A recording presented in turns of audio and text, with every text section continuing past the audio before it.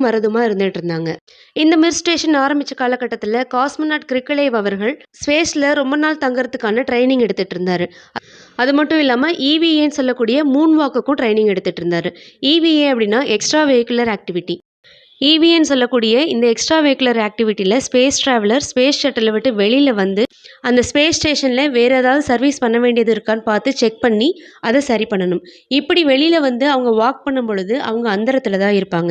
இந்த சமயத்தில அவங்க கண்டிப்பா ஸ்பேஸ் சூட் போட்டிருக்கணும். 2வது அவங்க ஸ்பேஸ் ஸ்டேஷனோட கனெக்டட்லயே தான் இருப்பாங்க.